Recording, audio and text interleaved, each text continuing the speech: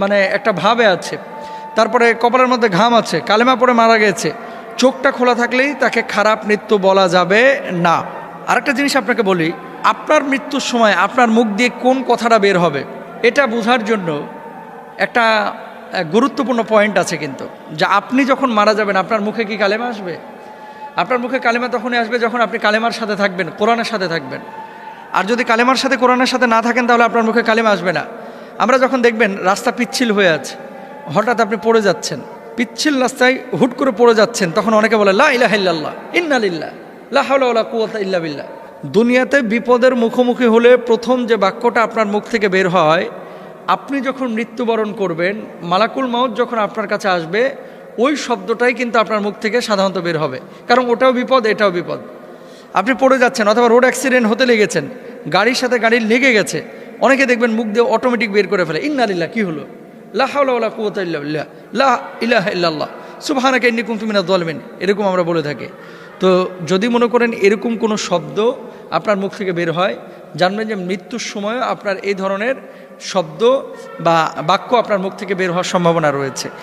এই জন্য আপনাদের কাছে আমাদের রিকোয়েস্ট যে সব সময় মুখটায় কালেমাটা চালু রাখা, জিকিরটাকে চালু রাখা, লা ইলাহা ইল্লাল্লাহ, লা হাওলা ওয়ালা কুওয়াতা ইল্লা বিল্লাহ, আস্তাগফিরুল্লাহ, আল্লাহু আকবার, আল্লাহু আকবার, আল্লাহু আকবার, এই ধরনের শব্দগুলোকে চলমান রাখবেন। যদি রাখেন মৃত্যুর সময় ইনশাআল্লাহ তাআলা আপনার মুখে কালেমা নসিব হওয়ার সম্ভাবনা রয়েছে।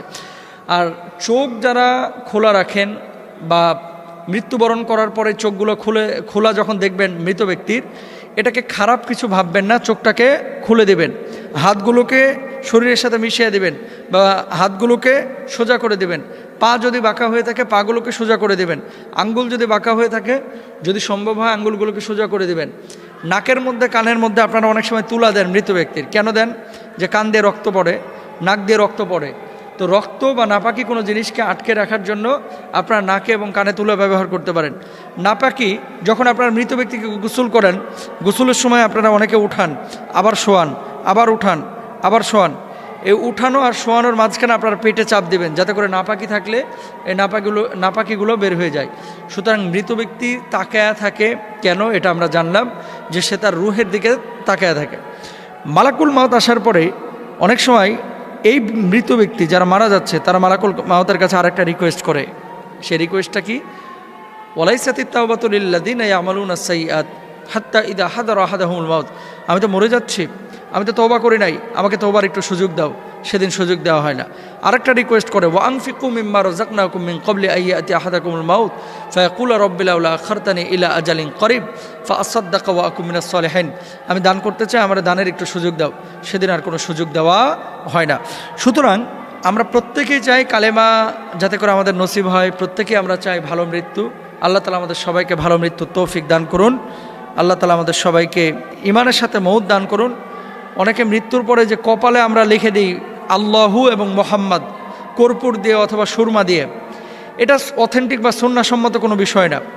মৃত ব্যক্তির কপালে আপনার আল্লাহু এবং মোহাম্মদ লেখা বা কপালের টুপি, মাথার মধ্যে টুপি দিয়ে দেওয়া, এটা দিলেই যে আলাদা কোনো ফজিলত পাবে বিষয়টা এরকম না। এটাকে ভুল কনসেপ্ট। মৃত ব্যক্তির কপালে এগুলো করবেন না, বরঞ্চ স্বাভাবিক রাখবেন। হ্যাঁ বন্ধুরা, আজকের ভিডিও কিন্তু এই পর্যন্ত। এরপরে কিন্তু আবার আমরা নতুন কোনো একটা ভিডিও নিয়ে উপস্থিত হবো। তাই বন্ধুরা, আমার এই চ্যানেলটাকে যারা সাবস্ক্রাইব করবেন তারা কিন্তু প্লিজ দয়া করে সাবস্ক্রাইব করে নিও।